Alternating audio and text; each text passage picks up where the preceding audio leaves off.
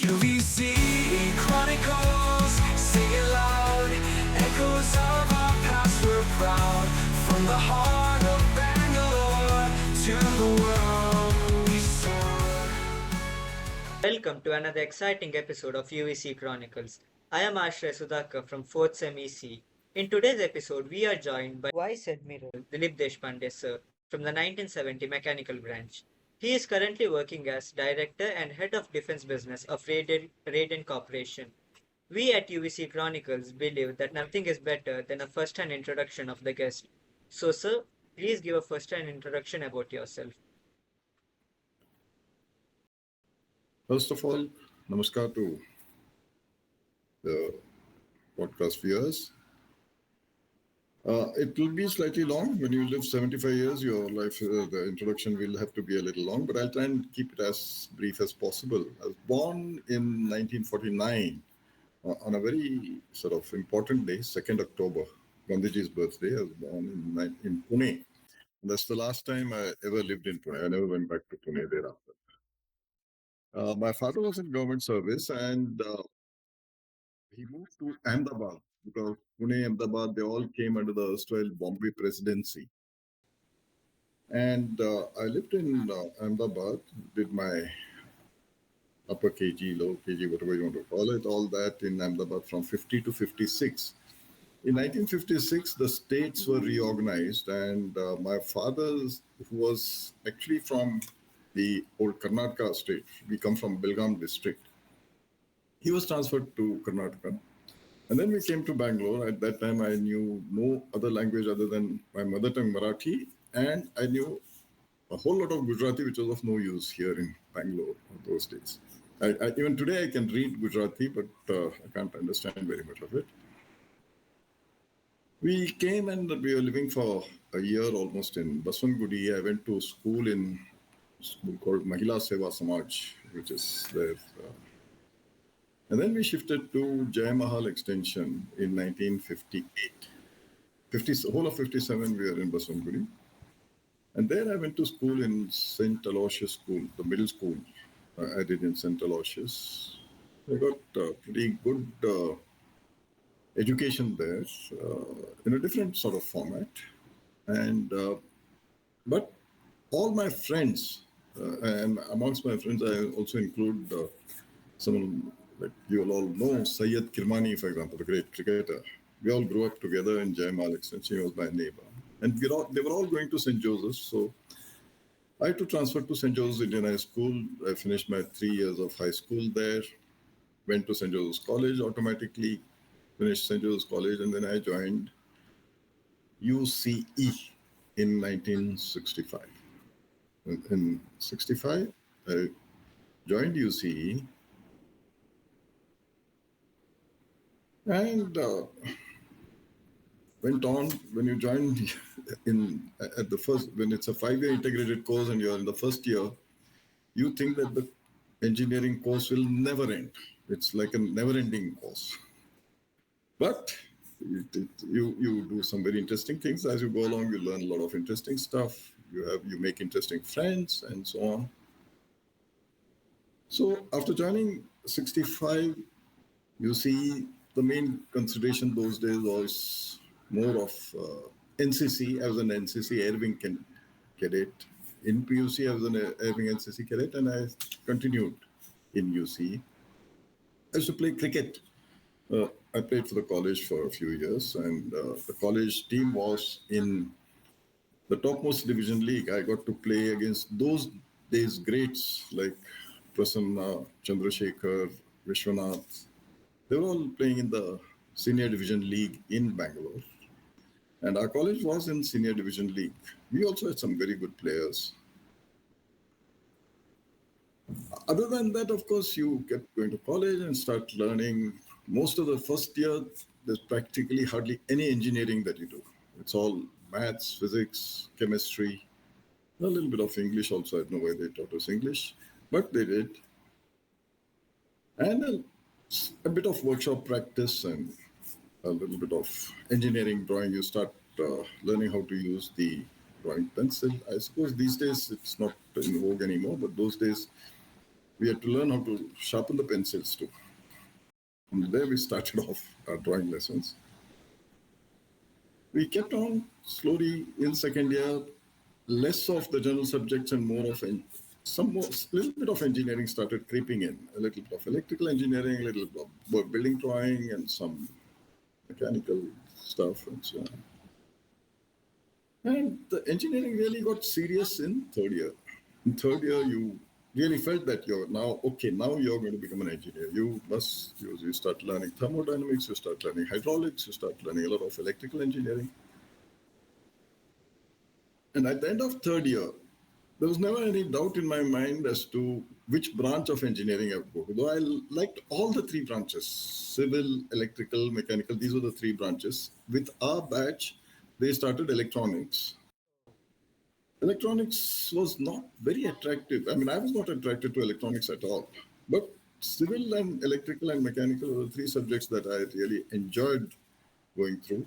We had some fantastic professors who made the subjects interesting and made sure that we understood what they were teaching.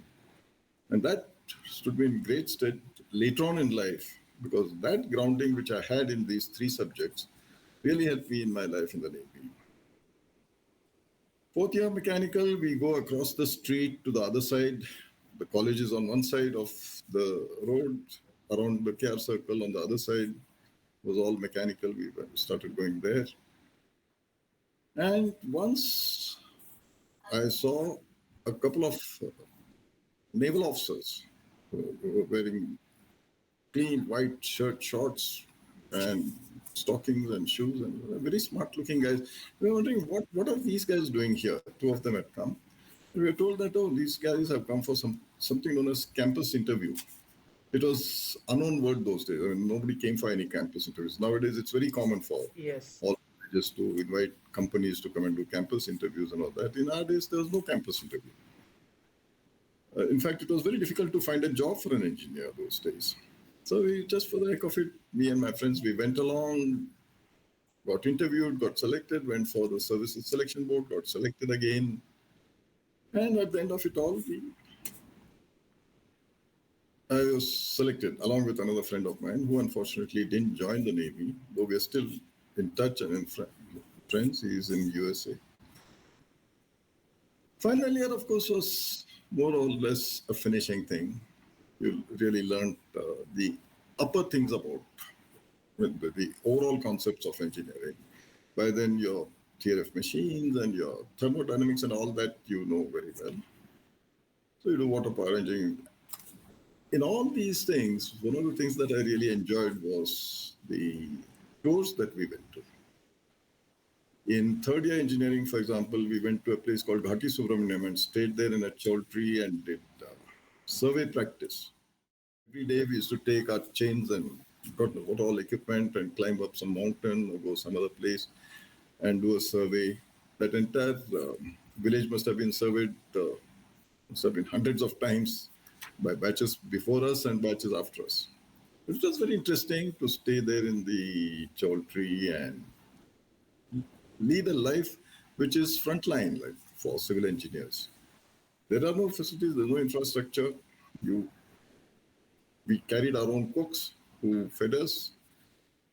And then at the end of all that, that was an interesting part. In the fourth year engineering, we did a South India tour, all the important industries and projects in South India. We went to places like Neyveli lignite fields and Trichinopalli, some factories there, Chennai, Hyderabad, Mumbai. We did the South India tour in fourth year. And in the final year, we went all over North India. We went right up to Calcutta in the east. We went up to Kashmir, Punjab, Delhi, all over. These were very, very interesting tours for us. Otherwise, it was always just go at 7:15 in the morning, go to the college and come back by 5:30 in the evening. It was no fun. Other than the fact that we used to have good, interesting things to do in workshop practice, for example, in the labs, for example. And when you see something which you have learned and then you actually practically see it happening in the lab or in the workshop, that really gave a lot of satisfaction. So in my final year, I was already commissioned in the Indian Navy. The only rider was that I must complete my final year in one go and then tell them that I've completed. The moment I told them I had completed and that the results were out, I'd passed my final year, I was given hardly about a week to go and join up in Cochin. So as soon as you go there in Cochin, the first thing that happens is in our colleges, there's nothing like ragging. It doesn't happen in Bangalore. I don't know now, things have changed. Nowadays, there was nothing like ragging. So you faced a little bit of ragging, but through that ragging, you're taught what is Navy, how to sit, how to eat, how to dress, how to speak, how to understand. Because in Navy, we use a language which is perhaps not very well understood outside. But you've got to learn that language. It's English, but you use terminologies which normally people don't use. So we did all that for 3 months, marching up and down with a rifle, without a rifle, with a sword, without a sword, and so on. And then we learned boat pulling. Because before I joined the Navy, the largest floating object I'd seen was a boat on the Alsur Lake.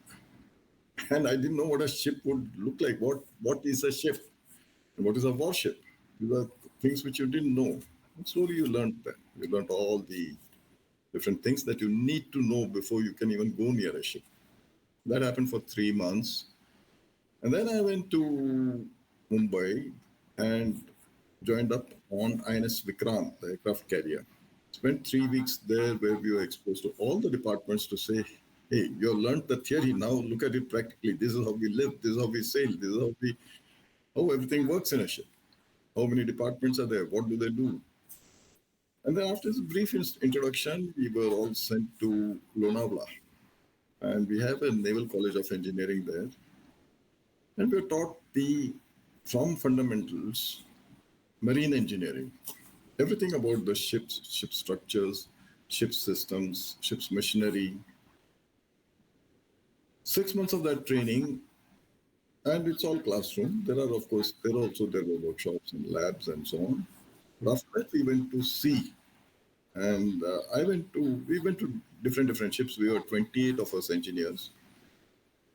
I went to INS Mysore, which was a cruiser. And she had the biggest guns in this area. And you could shoot at those days. Shooting something at 18 miles was difficult, but she used to do that. 6 months of training on board, and you start at the lowest level of your specialty, which is you start as a burner tender. You're in front of the boilers for 4 hours. You're just making sure that the burners in the boilers are running, that the oil is going there, and you start from there and end up finally learning how to move that ship. It's an 80,000 horsepower ship. You have the full controls. Right? At the end of that 6 months, we were tested. I got my watchkeeping. It's called watchkeeping certificate, which means now you're authorized to operate a naval ship as an engineer. Just when I was finishing my watchkeeping training, war clouds had begun to gather in 1971. And as I finished my training, I was transferred to another ship. War broke out. That was, again, an interesting phase. We had very, very interesting times those days. We always felt excited that you just finished training and straight away you jumped into a war.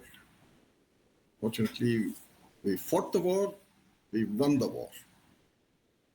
And then, but for me, at all times, aeronautical engineering was something that had always fascinated me because I grew up in Bangalore, and in those days, as a kid, if you looked up at any time of the day, you'd always find some aircraft from HAL or from Jaipur or from somewhere, always flying overhead, and it used to fascinate me. So my first choice would have been to join the Air Force.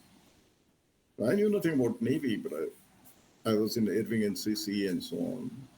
So I then came to Air Force. Navy sent me for training here for a year and a half. And I stayed in Air Force Technical College in Jalali. and I was trained as an aeronautical engineer. And then I went back to Cochin Navy, another 6 months of specific to naval aircraft training. And then I was appointed as the air engineering officer of a helicopter squadron. That was very, very interesting time. The first time you are in charge of a complete set of aircraft. When you say that aircraft can fly, it will fly. When you say it can't fly, it doesn't fly. You're controlling about 200 technicians. You have enough number of aircraft. It was very, very interesting time, both doing things and learning the technology of aviation. After 2.5 years there, I was straight away sent to Naval Headquarters, where I served for 6 years. It was from the operating end, suddenly you're going to the controlling end. Now, in Naval Headquarters, one is, of course, you do all the administration and everything that goes into running a naval aviation. And on the other hand, you're also evaluating new aircraft for procurement, what all things to see, how to compare different types of aircraft, and then thereafter how to negotiate the prices and so on. Those 6 years was a great learning experience for me. At the end of 6 years, I was quite happy to leave that file pushing and pen pushing and go to the field again, and this time back to marine engineering. I was appointed as senior engineer of INS Nilgiri, where I spent a year running that ship as a senior engineer now. That was again a very interesting experience. We had some very interesting times, some very hair-raising moments. Sometimes you felt that, I don't know whether I'll come out of this today alive, those kinds of situations. I finished that. By then I'd become a lieutenant commander. When I finished INS Nilgiri tenure, I was promoted to commander. And now again, I came back to aviation in Cochin. In Cochin, I was appointed to the Naval Aircraft Yard, where we were doing major overhauls of 4 different types of aircraft, 2 helicopters and 2 fixed wing. Again, a great learning experience, because when you're operating in front line, it's a different kettle of fish. But when an aircraft which has almost finished its life comes to you and you've got to rejuvenate it and put it back as a new aircraft back into service, what all goes into doing that? It was a fantastic experience. In fact, I was so happy doing that that I thought that I would stay there forever. But there is never staying any place forever in Navy. After 3 years of doing that job, I was selected and sent to Russia for acquisition of Tu-142, Tupolev 142, long-range maritime patrol aircraft. Just to give a comparison, the largest aircraft that I had worked till then was about 12 ton solid weight. And this aircraft was 186 tons solid weight. It's the size of an Airbus. It was an experience by itself. We'll talk about it later as to what all went on in Russia. We trained there for 1 year. We came back and we brought those aircraft to Goa and started flying from Goa. In Goa, again, I was responsible for maintenance of Tupolev aircraft, for Illusions, for Kama 28 helicopters, Kama 25 helicopters. For 4 years, we were setting up infrastructure facilities for the new aircraft, first in Goa and then thereafter in Arkonam. Again, great experience in setting up a new air station in Arkonam. There was no air station there. There was an old Second World War airfield, which Navy took over, and then today it's one of the most modern air stations in the Indian subcontinent. I did that, and again back to Naval Headquarters for some more file pushing and pen pushing, but this time a little more responsible position. You've got to now actually make the cases, ask the ministry, ask the government for approvals to spend hundreds of crores of rupees, set up that infrastructure, set up those facilities, buy new aircraft. That was again a great experience. And after that, I went back to marine engineering. I kept shuttling between aeronautical engineering and marine engineering. I came back to Bombay, and in the naval dockyard there now, I was doing the second line maintenance of warships of Western Fleet. Did that for 2 years. Wasn't very taxing, but it was quite interesting to do the second line maintenance. And then I did that for 2 years. I went to Cochin in the Naval Ship Repair Yard for 1 year. And then I was selected to do the National Defense College course in Delhi. Now, that's a very interesting course. You have started at a low level, and now you have reached a level where you now start looking at strategies. How do you strategize the safety and war efforts and so on of the whole nation? In that, it's a 1 year course, very interesting course. You get to you get to hear lectures from the best in every field, whether it is politics, whether it is history, whether it is science and technology. For example, Dr. Abdul Kalam came and gave us one lecture. There was one Mr. Vittal, who was Secretary Electronics, he came and gave us one lecture. Or some of the ambassadors of different countries used to come and lecture to us about how they looked at security aspects and so on. There I was very happy to receive a gold medal for my thesis, which I had published. There are about 80, 90 candidates there. We're all in the same class. 5 of us from Navy, about 15 from the Air Force, 20 from the Army. Then there are some IAS officers, IPS officers. And we also had some people from other friendly countries. US Air Force, there was an officer, there was a British brigadier, and so on. And great interaction with them. We also traveled quite a lot. We used to do a month and a half of classroom, and then we used to go out into the field. So I got to go and see, for example, how the Bastar, how these tribals live. What do they feel? How do they think about India as a country? What are their problems and so on? Or we went to Baroda and Gujarat to see the industry, how it is set up and so on. Like this, it was interesting visiting all these places. We also got a chance to go and see Israel and Greece and so on to see how other countries look at various security angles and so on. So we finished all that, and then I was made the director of Naval Air Material, which is the highest post for an aeronautical engineer in the Navy. And there again, now it was negotiating contracts, negotiating huge contracts for repair overhaul of aircraft, for purchasing of aircraft, and so on. You really know how to look at various things from the financial angle. You know, technically, of course, nobody can tell you that. By then, you know enough about it. But how to negotiate, how to make sure that this country gets the best of technology at the lowest possible price. That was a great experience. And then at the end of that, in 2002, I was promoted to flag rank. I became a rear admiral. And I went to Bombay. I was in Bombay for 3 years. I was on the staff of the commander-in-chief there. So there you are controlling all the technical activity which goes on in that command.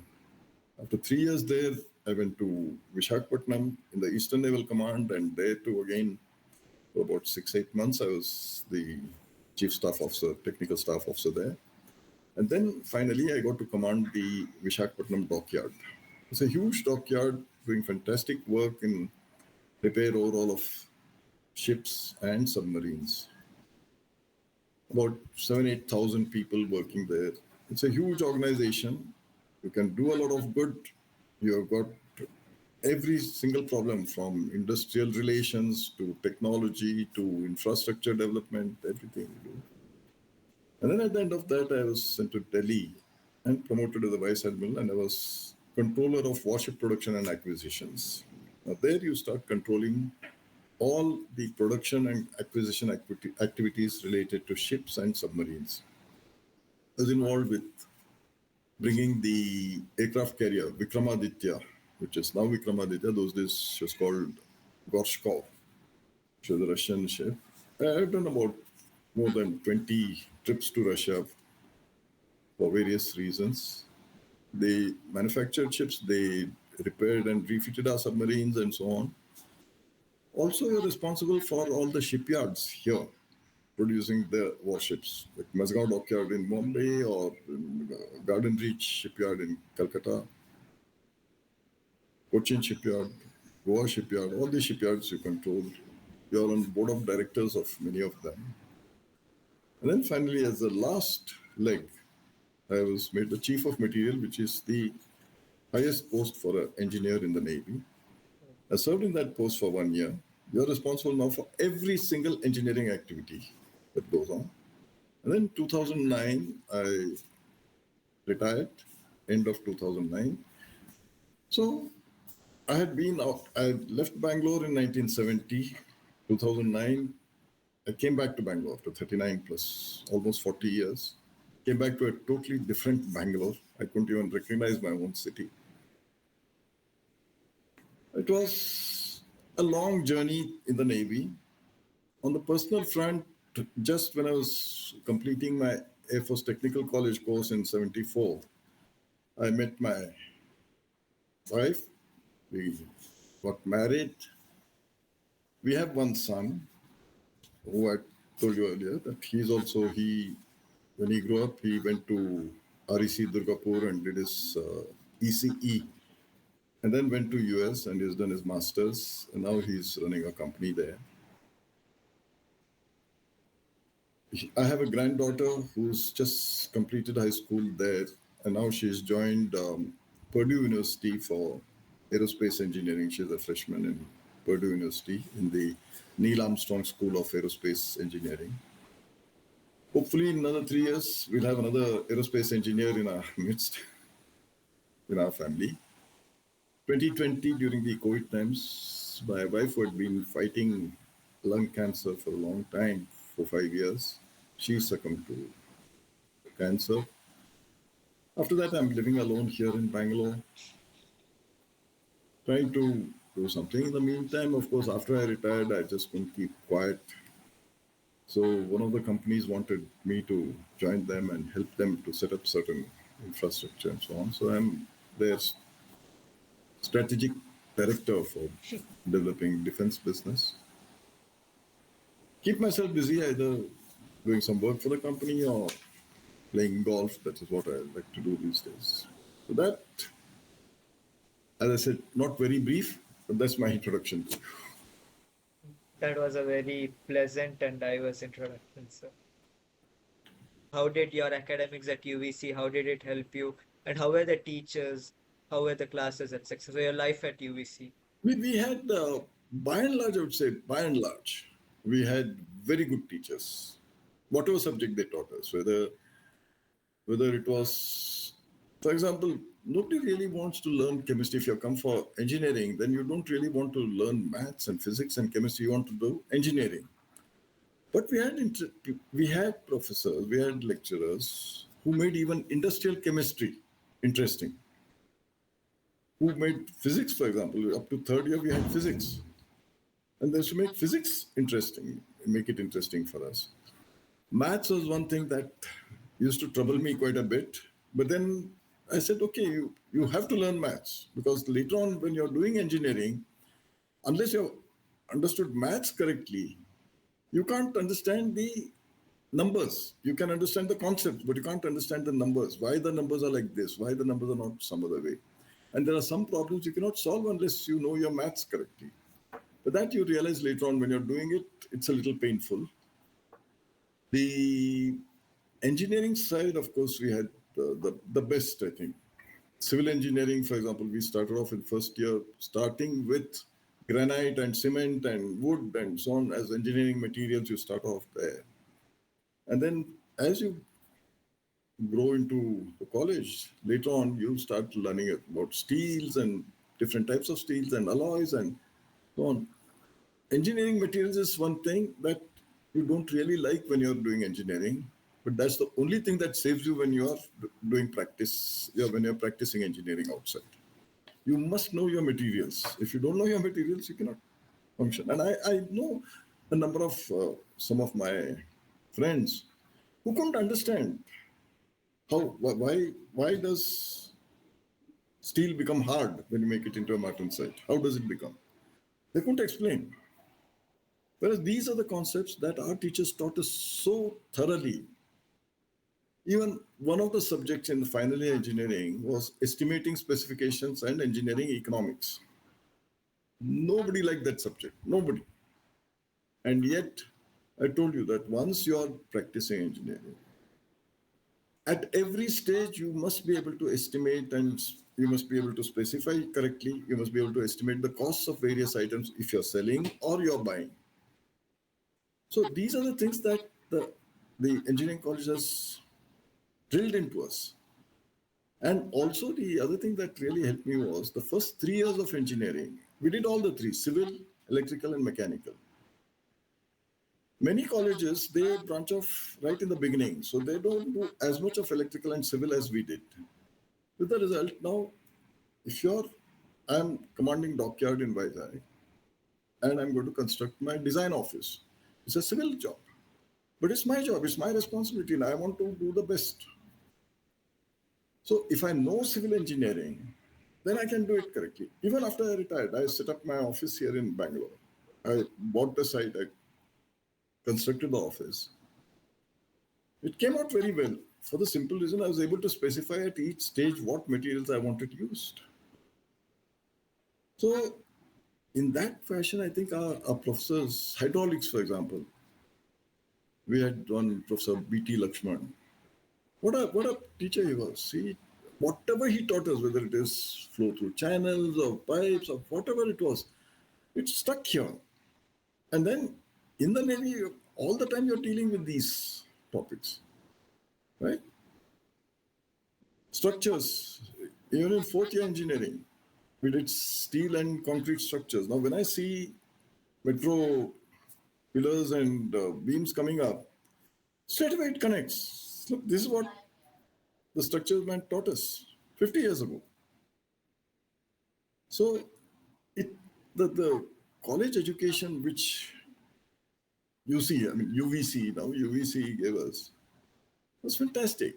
Such a broad-based thing, covered everything. At the same time, if you wanted to specialize in some particular item, you could go ahead and do it. Some people specialize in automobile engineering in our own class, in my class. Some people specialize in air conditioning, some people in quality control, and so on. And I have yet to meet anyone from my class who has failed in his career later on. Every one of us has done very well.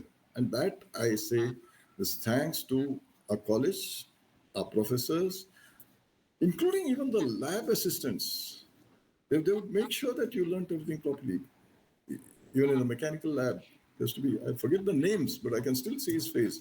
And how he used to insist that you get all the readings correctly and you draw a graph.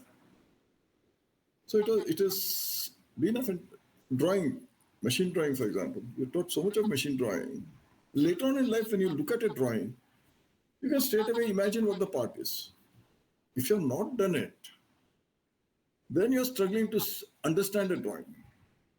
But we have done so much of machine drawing that first when I went into the Navy, whenever any big drawing I came across, I could immediately relate.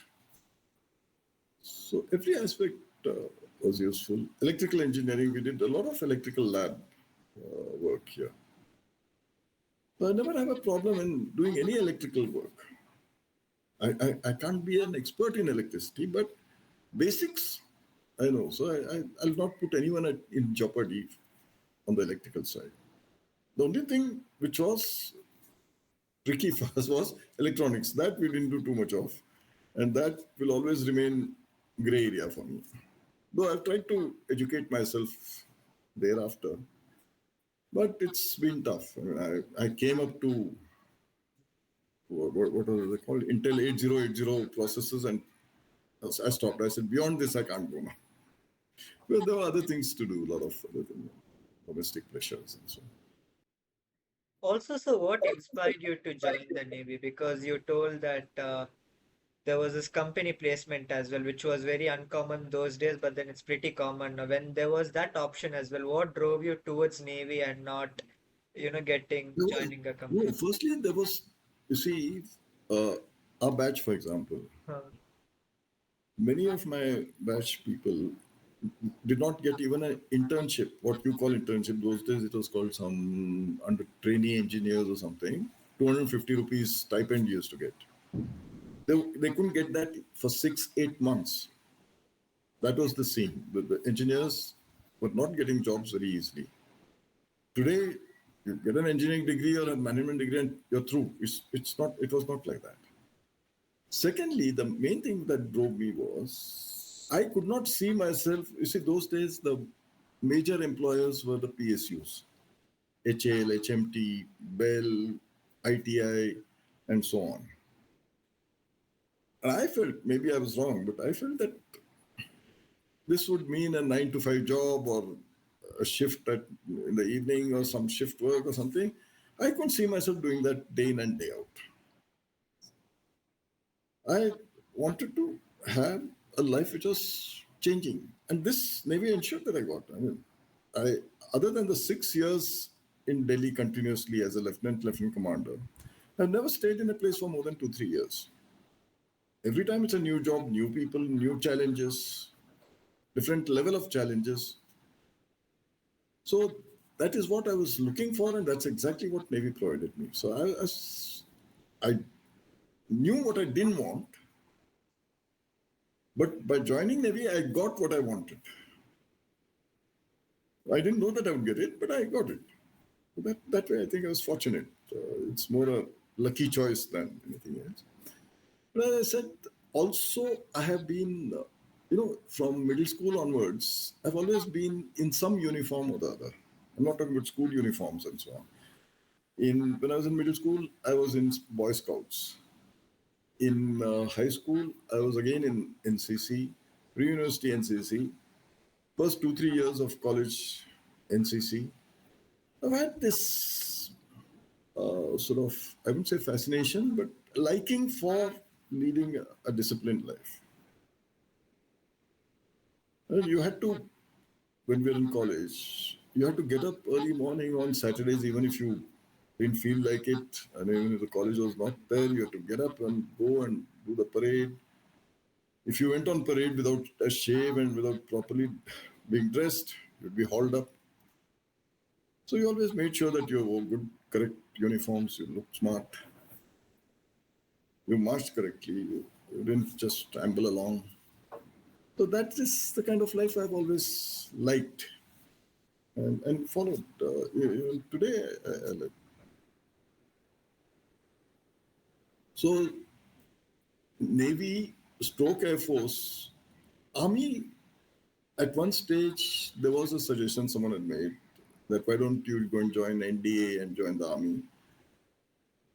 Somehow I was not attracted to Army as much as I was attracted to the Air Force or to the Navy. Maybe I was not attracted, it was more of a chance, but my attraction was always to the Air Force. In fact, when I joined engineering college, this was in 65, and in 65 we had war with Pakistan. And I remember me and my friends, we went to the recruiting office of the Air Force and said, we want to become fighter pilots, we want to join the Air Force. And they were quite happy to take us. But then when we filled up the form, we saw the date of birth, and I was a little ahead of my batch. So he said, oh, you're not at 16, so go and get your father's signature on this form. My father said, look, you got into engineering college, finish that first. Then you can do what you want. So I finished engineering and then did I what I wanted. In fact, he did ask, why do you want to join the Navy? I said, you told me when I was in first year that after finishing engineering, I could do what I wanted. Now I want to do this. So he was quite fair about it. He said, yeah, I said that, I stand by my word. Do what you want. Also, so what was your experience on the Western Front in the Indo-Pak War? Yeah, that was a very interesting phase in the sense, you see, we were at the front line, at the operating level, and we used to sail, our ship used to sail from Bombay to a place near Jamnagar, Okha, the Gulf of Kutch and so on. We used to take these missile boats, we used to pull them, give them fuel, give them ammunition or whatever, and then launch them towards Karachi. And then we'd come back and then refuel again, go back. And all this had to be done without any sort of protective cover. Our ship was a merchant ship taken over on which they had mounted guns and I'm talking about big guns. We're talking about not chit-put guns, the big guns, and we had a helicopter on board. And then during the operations, the first, of course, we are practicing for about 2-3 months. We are practicing. Then on the second, I think 2nd of December or so, we came back from one sailing, and we used to get paid actually in cash those days. On the first of the month, one of the officers, supply officers, used to call you and then give you your pay. And I was thinking, like, okay, why should I take this pay and keep it on the ship? If the ship sinks and I die or something, let this money at least go to my parents. So I came out of the ship and tried to go to my friend who was ashore and say, okay, here's the money, send it off to my parents if I don't come back. I couldn't go even 100 yards, and there was an air raid warning, and all lights are off. Can you imagine Bombay totally darkened? And then there was a barrage of anti-aircraft fire and so on. So that was one experience. I just said, forget it. Let me keep my money with me. I go back to my ship. My ship is the safest place for me. Then there was an instance where we lost Kukri, and two of my coastmates, they went down with the ship in Kukri. And that was exactly the area that we used to go frequently. So we were told to go there and pick up survivors. Then something happened, they sent another ship. But otherwise, we were all set to go there and try and pick up survivors. But after that, we are always on the lookout for submarine activity, anything. The preparation for war and actual war fighting, it's a very interesting phase. A lot of people have a lot of reactions to it, but by and large, I found everybody was full of Josh. I said, we will sort these people out. And sure enough, we did that.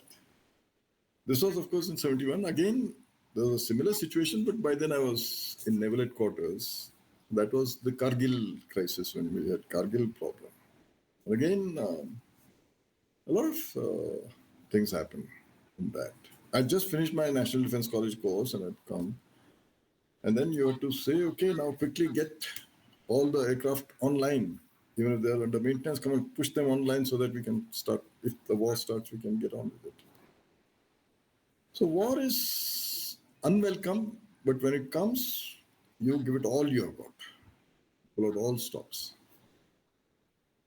And sometimes you do lose people, you do lose friends. I lost some friends in wartime. But that's the price one has to pay. They always say that there's a bullet with your name written on it. If it comes to you, it comes to you. So war is an interesting phase. Everybody is so enthused and ready to go into war. Particularly, I've seen our sailors, our young officers. They're fantastic. And these days, when I became senior, I used to see the youngsters who are now in the ships. What a spirit they have. Fantastic. But that in the Navy, it happens because you don't have to wait for the war. You are fighting, I told you, are fighting the sea all the time. In fact, there is a saying, it relates to both aviation and sea. They say that aviation, just like life at sea, is not dangerous. Well, that's a very funny thing to say, it's not dangerous. But it is terribly unforgiving of any transgressions. Don't transgress anything. Keep within the rules, stay within the rules, stay within the boundaries. Then it's not unsafe. But it will not forgive you if you try to take a shortcut. Also, so how was your experience during the training in Russia? How? Russian training was amazing. We went there and we went there in the month of April, May. And it was summertime in northern Russia. We were in the northern parts of Russia. And the sun set only for about 2-3 hours. In fact, there were some days when the sun hardly ever set. So the first few days, we are finding it difficult to get the people to come for dinner to the mess. Because we finish our classes and then go to the stadium, which was behind the hostel, and we'll be playing football or doing something. And we won't realize because we think that it's still 3 o'clock or 4 o'clock in the afternoon, whereas it's already 8 o'clock in the night. So that was how we spent the first few months. And then when it started getting darker and snow and the same, intense cold it was. It was like I'd never seen cold like that. -15, -20 degrees centigrade. And yet you have to get up at 2 in the morning. We had finished our training, so now we were allowed to maintain that aircraft. We were given licenses to maintain the aircraft, but our pilots were learning to fly the aircraft now. So every day you have to get the aircraft ready. You go at 2:30. It takes about 4 to 6 hours to get the aircraft ready. By 6:30, you send the aircraft out. You get a little breather, so you do some other maintenance activity, and then again when they land, you refuel, you recheck the aircraft thoroughly and send it for another sortie. By evening, the aircraft would come back. When the aircraft comes back, you do after flight inspection, cover it completely. Can you imagine an Airbus size of aircraft completely covered with tarpaulin? Every day we had to do it because in the night, if it snows, then you can't fly the aircraft next day. Whereas if you have the tarpaulin on top, then all you do is in the morning, just pull the tarpaulin off, tarpaulin, plus the snow would come off and the aircraft can go there. So that was very interesting. I learned Russian language thoroughly. I mean, I can now read, write, and speak Russian without any problem. Made a few friends, but I was the head of the engineering side completely. So I didn't get as much time to socialize, to go out and see things, because I had to do a lot of administration. And one of the things I wanted to do was to learn ice skating. And but the skating shoes were very expensive, so I was waiting to collect enough money to buy skating shoes. And then once when it snowed and I was walking back, I fell down and broke my leg bone. I broke. So after that, my dream of ever learning skating was gone forever. But I had made good friends.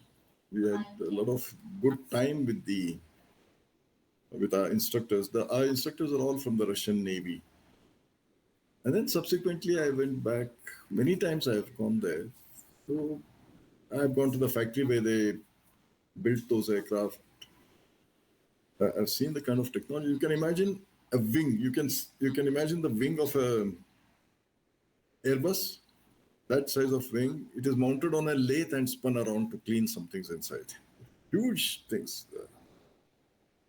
Or when you take a wing that size and it's mounted with 4 or 5 bolts, each bolt is that size. You have to get it right, perfect, and just push the bolt by hand. There's no hammering allowed. So it was good learning Russian technologies. Yeah, they've got their technology is slightly different from the way the Western side does things.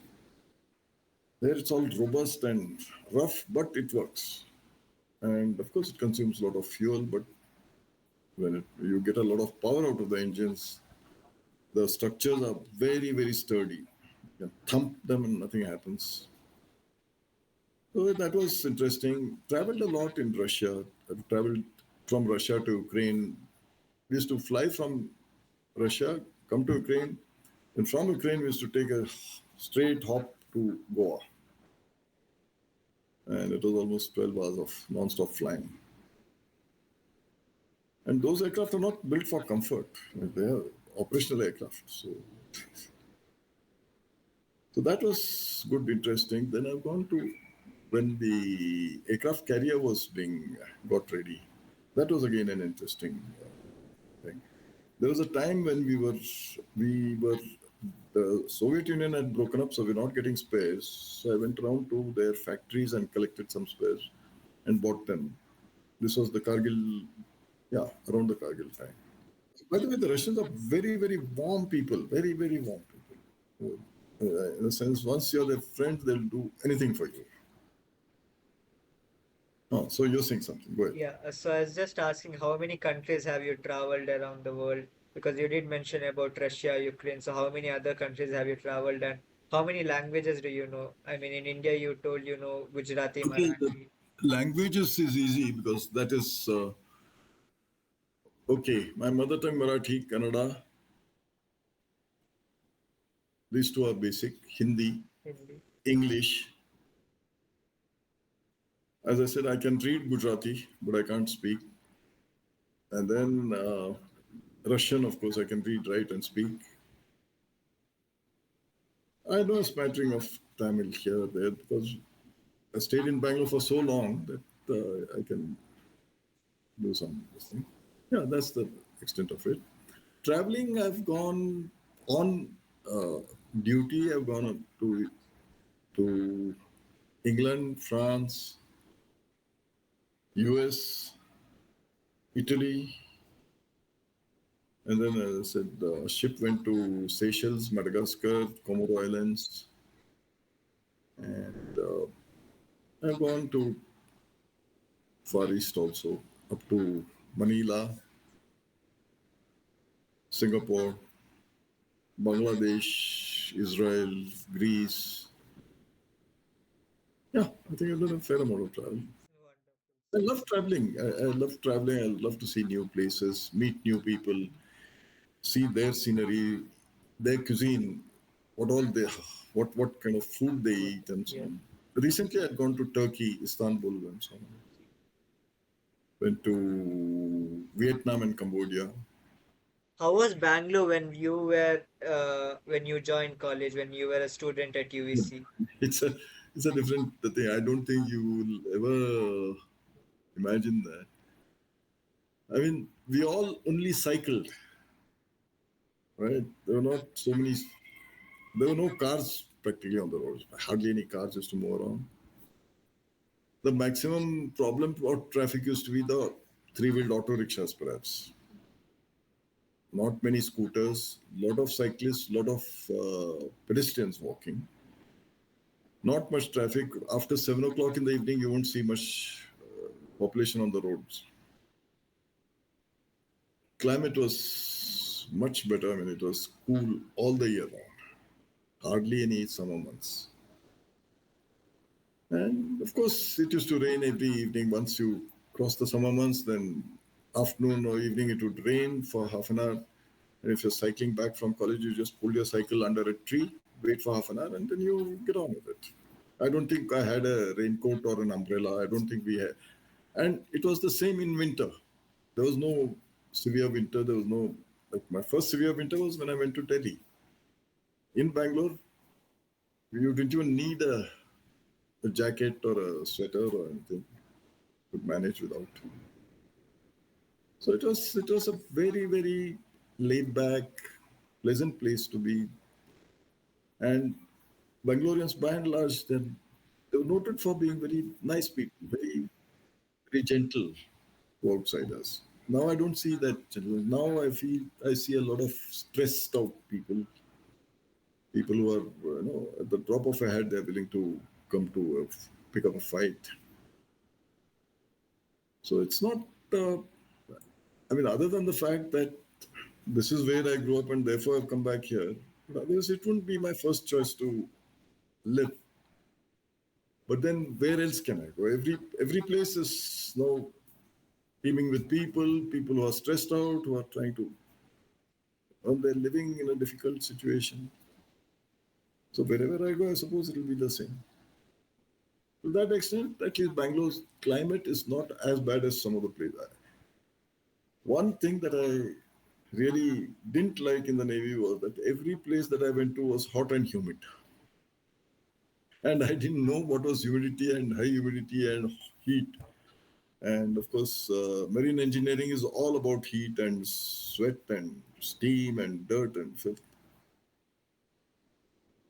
So to that extent, yeah, I'm happy to be back in Bangalore. Climate at least is good. Delhi, there's a lot of pollution, air pollution. Bombay, there is air plus people's pollution. There are too many people in Bombay. Yes. Cochin was not bad. Cochin was good. Goa appointment was good. Vishakhapatnam was good.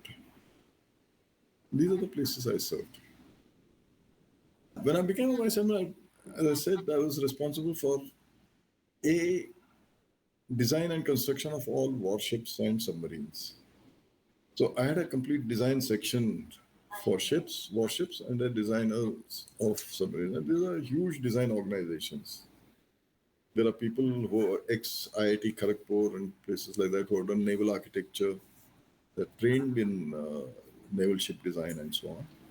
So that was one aspect. The other aspect was to decide where, which ship you get built, how long it should take, and so on. What kind of materials you need, because it's not just steel and the same construction. You have to put radars, you have to put machinery on board, and all that, and you tie the whole thing together, make sure that things happen on time. It always didn't happen on time, so you have to push people to get things done. So that was the first job, and this included even shipyards in Russia, shipyards in Italy, for example. I had to go to Italy because some of our ships were being built there and so on. So it was constant traveling, pushing people, getting things. Sometimes there used to be a technical problem. For example, somebody would say that, okay, the shaft is not in proper alignment. And so we'll take another 9, 10 months to do this, that. And then you have to say, no, I can't give you 9, 10 months. I want it done in so much time. And then try and find a way of doing it faster. That you have to use your technical knowledge, because there are people who want to play safe. Say 9 months, 10 months, take 9, 10 months, and then do it slowly, aram. This is war effort. Everything is a war effort for us. And like one of my bosses used to say, we have to remember that we are in the business of what's our business? It's not production, it's not sales, marketing, and all that. Our business is killing and getting killed.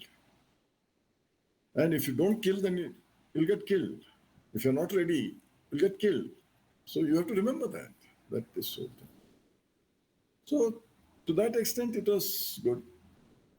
Later on, as the next step, which is chief of material, there you are one of the principal staff officers. The chief is the chief of naval staff, he's a 4-star admiral, and he's got 4 3-star admirals under him as his principal staff officers. One is the vice chief, one is the deputy chief, one is the chief of material, which I was, and one is chief of personnel, who's the chief of the head of all human relations, human resources.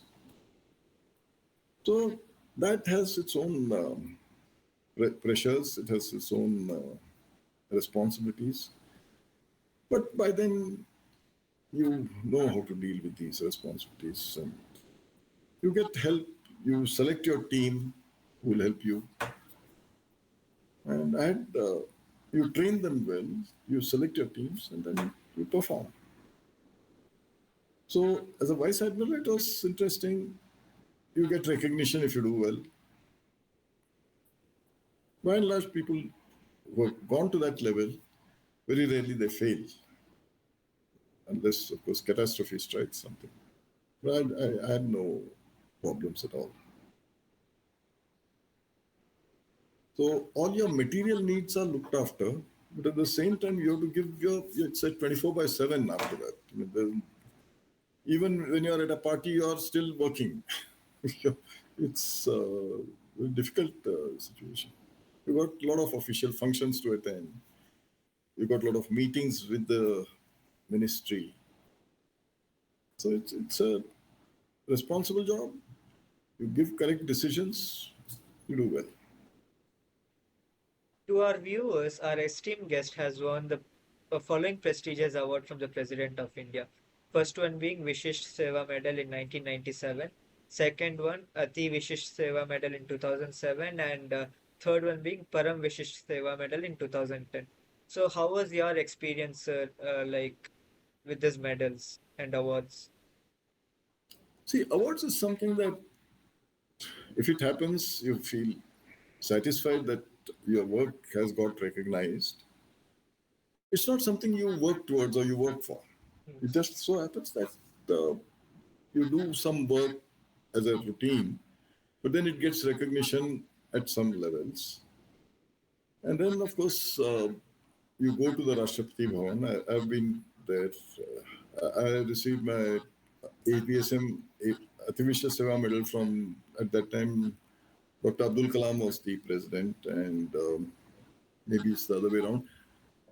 There was one Mrs. Pratibha Singh, Devi Singh Patil. She was the president. I got one medal. It's a more ceremonial thing. You feel happy that your work has got recognition, but I don't think it's anything more than that. Because lots of times you feel that you've done some fantastic job and nobody knows about it. You can't even talk about it. And sometimes some things you don't really think that you've done anything great, but that gets a lot of recognition. Yes. But these Seva medals, they are for a longer duration. It's not for a specific job. It's your performance over a period of time that is recognized. That on during this period you got there are citations as to what this award is for and so on. It is satisfying at the same time. One doesn't get too elated about it. Okay, it's good to know that somebody recognized your good work. So we went to, you get called to the Rashtrapati Bhavan, you get awarded in front of a large crowd. The president pins the medal on you. So that's about it. I mean, I'm happy, I'm proud having received it, but nothing more than that. I mean, it's not. Yes. Also, what is your message to our viewers who would like to join the Indian Navy or defense in general, especially for people like me who are pursuing engineering currently? I would be very happy to see more engineering graduates come into the Navy, and particularly if they come from my college, I'd be more than happy. I always, there is one thing that I would like to tell them. They should come with wrong concepts and wrong ideas. So one concept is what we call the Chetwood motto. There's a person called Chetwood. He was during the British times, and I wrote it down. I think that this is very important for people to know as to what is the credo by which we lead our life. What is the motto? Our motto is that the safety, honor, and welfare of your country comes first. In your life, safety, honor, and welfare of your country comes first, always and every time. There should be no doubt about it. The honor, welfare, and comfort of the people who are working under you, whom you command, that comes next. First comes the country, next comes the people who work under you. Your own ease, comfort, and safety, they come last, always and every time. If you're willing to accept this, Navy or the armed forces is for you. Second, if you want to do, as I said, 9 to 5 job, have safe, everything nice, don't go. This is a place where every day there's a new challenge and it'll tax you. But if you do well, it'll reward you. Not just in terms of medals, but it'll reward you the inner satisfaction that you get of having done a good job, of having done something which has given you satisfaction. This is the place where every day you'll face new challenges. You have to be, in the olden days, you have to be physically fit for obvious reasons. We cannot afford people who are not physically fit. You have to not only be physically fit, but you have to keep yourself physically fit throughout your life. Because we cannot take any passengers along. You cannot take sick people. We do take them. If a person is injured, of course we take them along. But that is a different thing. But if you're not following a good lifestyle, if you're not keeping yourself healthy, on the other hand, if you stay within the boundaries, you do everything correctly, you will lead a good, healthy life. You will not make tons of money. But you will always have enough money for meeting all your material needs, reasonable material needs. Okay, you will not build a palace or you will not buy a jet or something like that. But for your requirements of you, your wife, your children, their education, their healthcare, everything will be looked after.